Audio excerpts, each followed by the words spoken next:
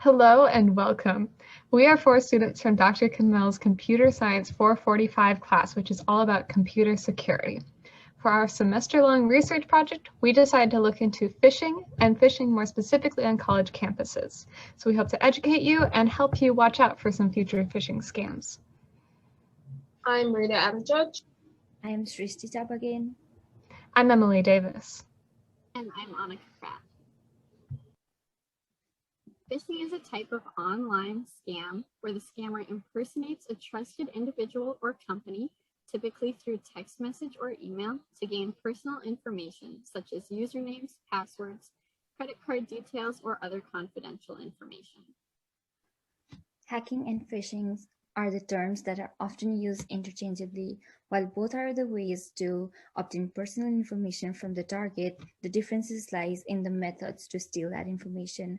In phishing, a user is tricked into responding with information after receiving an email, phone, or text message, so it is voluntary, while in hacking, information is collected involuntarily, requiring hackers to first gain control of your computers or your accounts in order to get that sensitive data.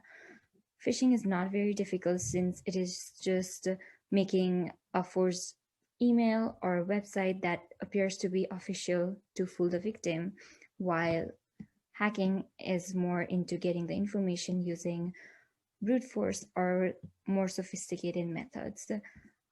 Another difference is companies will not hire phishers, while many companies will hire hackers to identify flaws in their security setup. There are also differences with the preventive measures. To avoid phishing, we should never click links from unknown people and give out our information, while in order to prevent from hacking, we should never use easier passwords, change our passwords constantly, and never reveal our passwords. Social engineering is defined as the act of exploiting human psychology to gain access to a building, account, secured system, or protected area of data. Malicious users may use baiting scenarios, often found on social media or sharing sites like emails and Facebook. Attackers market high-value items such as funny videos or the big pay-per-view event and encourage users to download something. These scenarios often compromise the integrity of each person's devices using viruses or malware installations. Other social engineers may scrape information from a person's social media or professional account as a system to personalize their phishing emails. For example, a hacker notices that their target posts a video from Bass Pro Shop over a weekend. The attacker sends an email posing as Bass Pro Shop and mentions the loss of a credit card. But the false Bass Pro Shop states that in order for us to send you back this card, please confirm the credit card number and the 4-digit PIN. Other social engineers produce a system of distrust to wreak havoc upon group dynamics or institutions. These attacks usually come in the form of mass embarrassing messages, manufactured screenshots, etc., to target groups of people. If these attacks are successful, the targeted official may be exploited for funds or have a reputation ruined. Phishing techniques can be classified based upon the medium in which they are successfully executed. The most prominent phishing attacks use a form of social engineering, deception, or prey upon compromised networks and accounts. Deceptive phishing attacks occur when a user masquerades as a legitimate company or institution in order to share what appears to be harmless communications or advertisements. These attacks often use credible links, CSS and JavaScript alterations, and tend to contain minimal context in terms of information. Deceptive attacks use generic greetings, spelling, and grammatical errors, and portray this fabricated sense of urgency. Cybercriminals may also use cloning techniques on networks and trusted domains to redirect users to compromised sites. Phishing techniques that involve some sort of network attack include evil twin, where the SSID of a network is cloned to disguise a compromised hotspot as a legitimate Wi-Fi connection. These may also include domain spoofing, where cybercriminals encourage users to navigate to a falsified or altered domain or a spoof website. Finally, waterhole tactics may be used, which encourage a user on a compromised website to install malware or other viruses on their device. Once an account has been compromised, hackers may use a system defined as CEO fraud or whaling to target individuals in an organization. If a high-ticket account is compromised, hackers may send out mass messages to request favors, an increase in credentials, or wiring of funds, or many other things that may seem out of character for the individual. If a lower level account is compromised, attackers will use a system called whaling to send out falsified messages to high-ranking officials. The end goal of both of these attacks is to compromise as many devices on the network as possible, to steal the credentials of trusted users, and to exploit areas of financial fraud and money laundering. Phishing scams are one of the most common and dangerous types of cyber attacks that companies face and is involved in 90% of the data breaches, according to Verizon's Data Breach Digest. But why are these attacks so effective? Phishing has 6 common causes, according to Osterman Research Report. The first one is users are the weakest links.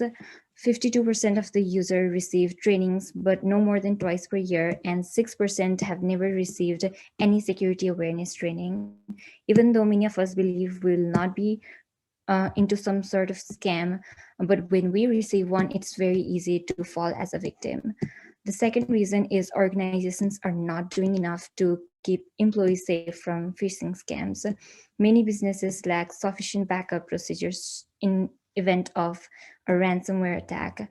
And if a cyber criminal compromises an employee's device, they will have access to sensitive data, not only on their device, but across the whole network. The third reason is criminal organizations are very well funded and have plenty of funds to invest in scams to improve the efficiency of their scams. The fourth reason is cyber criminals are shifting their focus. The availability of stolen data on the dark web has reduced its commercial value, and in response, cybercriminals are attempting to make money through organizations directly. Ransomware attacks are very easy to carry out, and the rewards can be significantly higher. The fifth reason is phishing tools are low cost and widespread. And the last reason is malware is becoming very sophisticated, and without much solutions and procedures to protect ourselves against phishing, ransomware can get only worse. When scammers send phishing messages, they typically present themselves as individuals or companies we know and trust. We need to be aware of this and be skeptical of emails, even if they say they're from someone we know and trust, like Netflix or President Kraft. When confronted with an email that requires us to send personal information, download a file, or click a link, there are 3 steps we can take to help verify the sincerity of the message.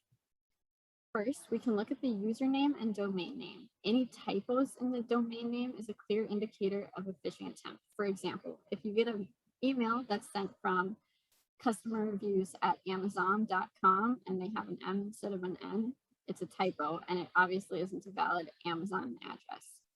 All emails from Concordia students, faculty, and staff should be from someone@cord.edu. So don't respond to an email if it comes from presidentcraft@gmail.com. Secondly, if you hover over any links in an email, you can look in the lower left-hand corner of your screen and it'll show you what the address of that link is. So you can make sure that it's somewhere that you actually want to go and that it matches what the address in the email is.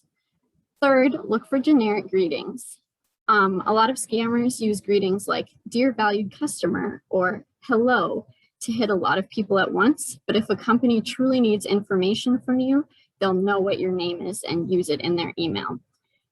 Another thing that we can do is find alternate routes to get to that link. So for example, if Netflix says that you need to update your contact information, instead of clicking on the link in the email, you should call Netflix or go straight to their website, and then that will eliminate the risk of clicking on a link. So now I'm gonna show you an example. So here is an email. So first I'm gonna look at the domain name or username, and I'm not gonna show that to you today for security reasons, but this email did come from an @cord.edu address, so that looks good to me. So there is a link in this email, and if I hover over the link and then I look in the lower left-hand corner of my screen, I see that it's from Weebly.com, which means it probably isn't from Concordia. And Weebly is a really easy way to make websites for free. So that's a pretty good indication that this might not be a valid email. And then looking here, there's absolutely no greeting. There isn't even a generic hello or anything. So that's an indicator that these people don't actually know who I am, and they just sent me an email trying to get me to click the link. Also down here at the bottom of this email, so this is claiming it's from Concordia ITS, but at the bottom of the email, it says this page is authorized by Deputy Vice Chancellor and Vice President, which we don't actually have at Concordia. So that would be another indication to me that this is a phishing email. So if you get an email like this and you're not really sure if it is a phishing email, or even if you are sure that it's a phishing email, you want to forward it to suspiciousemail@cord.edu, and then ITS can take it from there and make sure that no other students are falling for this phishing scam.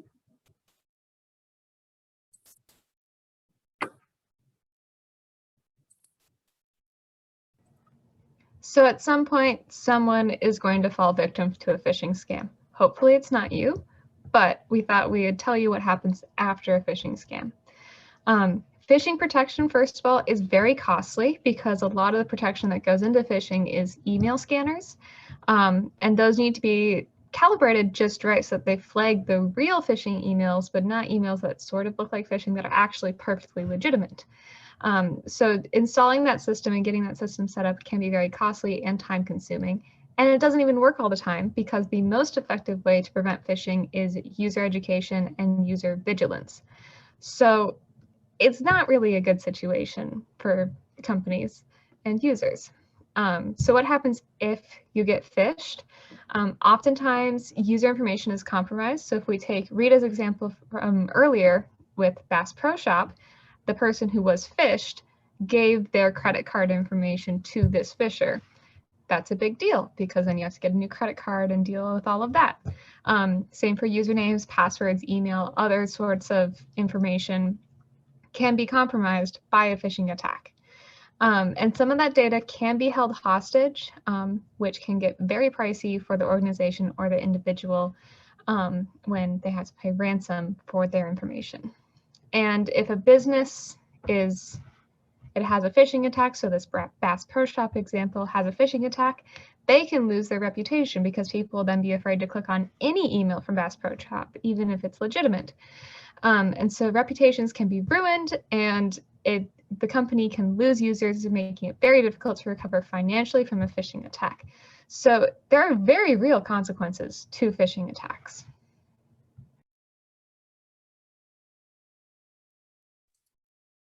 One of the most consequential phishing attacks in history happened in 2016 when Russian hackers managed to get Hillary Clinton's campaign chair, John Podesta, to offer up the password of his personal Gmail account. This caused the release of a lot of emails that played a role in Hillary Clinton's loss of the 2016 presidential election.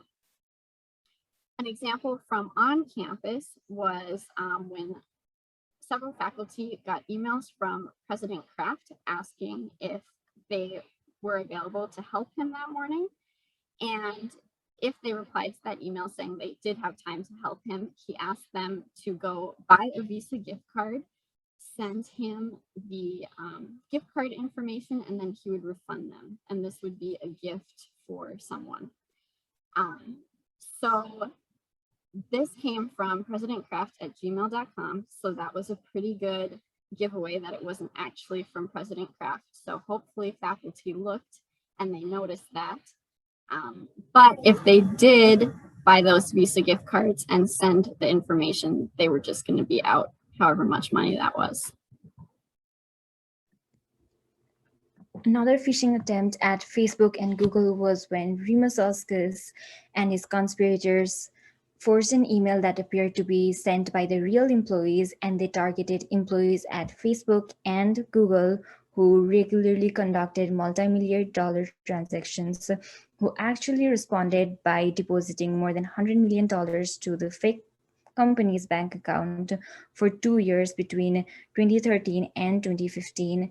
And another security breach in Sony was triggered by a series of spear phishing emails that was sent to their employees. The hackers impersonated as company employees and sent emails containing malwares to the other employees, and over 100 terabytes of data was stolen, which included customer data, newly released files, financial records.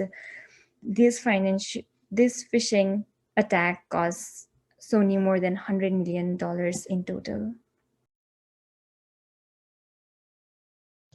We'd like to leave you with one final thought from our presentation, and that is that the most effective way to protect yourself against phishing is to be vigilant about the emails you are receiving. And when in doubt, that when it looks even a little bit suspicious, when you think it could potentially be phishing, please forward it to suspiciousemail@cord.edu. Only if all of us at Concordia agree and put forth this vigilance can we really stop phishing attacks, because as you can tell, they are very dangerous. So thank you so much for listening to our presentation, and we hope you enjoy the rest of COS.